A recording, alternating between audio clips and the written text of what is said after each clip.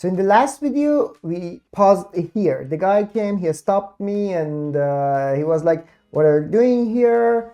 And all of the conversations were in Spanish. So I used Google Translate, just explaining to him, hey, I'm just measuring Wi-Fi. And Argentinian people are so friendly. And I guess he was fine as long as I was harmless. So let's don't get distracted. Come back to the story of what I did in Buenos Aires, Argentina. My name is Amin. This is a sponsored video by Hamna Wireless. And let's continue. So if you can remember, I was in a neighborhood, Palermo, and I went to Mall Palermo Portal. I looked for the floor plan. I couldn't find it. Then I walked by myself and started to draw. So I did the survey and I also recorded my screen. Generally speaking, there wasn't anything specific, just normal Wi-Fi activities, different channels, everything was fine. But I was curious to see if I can catch 6 gigahertz, but unfortunately, the answer was no. Even though I was in a good neighborhood, touristic area, but I wasn't able to see any 6 gigahertz. Then I was like, okay, I'm there, I'm in Palermo. What if I go somewhere with the vibe of the city, hustle and bustle, more people? So I decided to go to San Telmo, which is a really good neighborhood, and also there are a lot of people there, good cafes. I went there, I got tired, I found a beautiful cafe, I got inside, ordered a drink. Meanwhile, I was like, okay, let's check the spectrum. I put my tablet and everything there to take a picture, and something caught my attention. So there wasn't any DFS channel, there wasn't any Uni2 channels. Then I was like, why? I started to get curious and look for that. So I searched, I checked the something in Google. The first link which popped up to me was the government website. I opened and I got that link to that PDF, which told me, okay, it is allowed, and we had that in our previous screen recording. Maybe there is something specific in that neighborhood, or maybe like a weather forecast station or something, but it was funny because there wasn't any DFS channel there. And also we didn't say 6 gigahertz. Then I was wondering if they have 6 gigahertz.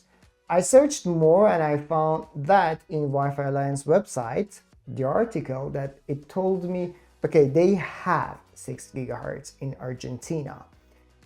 I did the same a lot. I walked in the city a lot. I was there for 2 weeks. So everywhere I go, I had my Nomad with myself and I was checking the spectrum.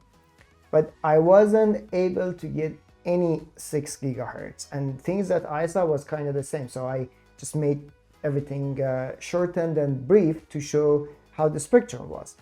Then I was like, okay, maybe it's time to go back home. It was my last day. I was at the airport in Argentina, Buenos Aires.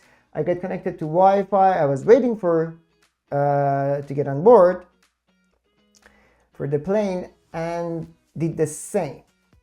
Everything looked pretty normal to me, but I saw that and I found an 80 MHz channel on WPA3, which was new to me. I was like, okay, maybe I can search that one. So I searched, Apple website showed up the first thing, and I opened and I realized, okay, wow, WPA3, I have that in my phone as well, which is iPhone 13. After iPhone 7, we have that. What point I'm trying to make? When you have something like this device, something lightweighted and powerful, you just need to carry that with yourself. And you would learn a lot if you have a curious mind.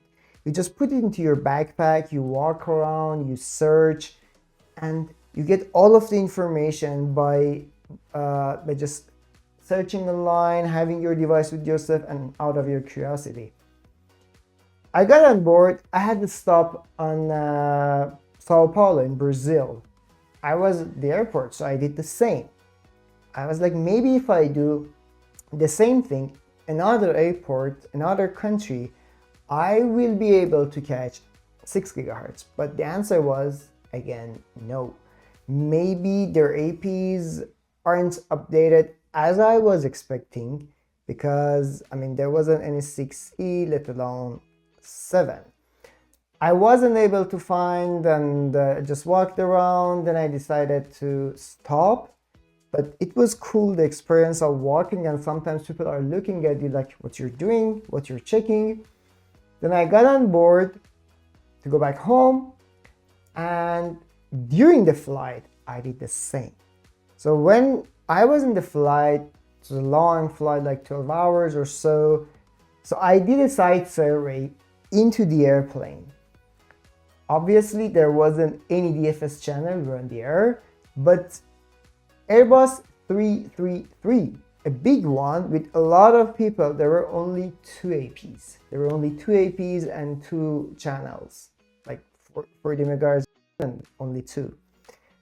Mostly airplane Wi-Fi are paid. I mean, you have to pay. So it's like, since it's not free, maybe everyone is not using it, and like flights are long flights, many of them are over the night, so people are sleeping, and the seat screen has enough entertainment, so you don't check internet.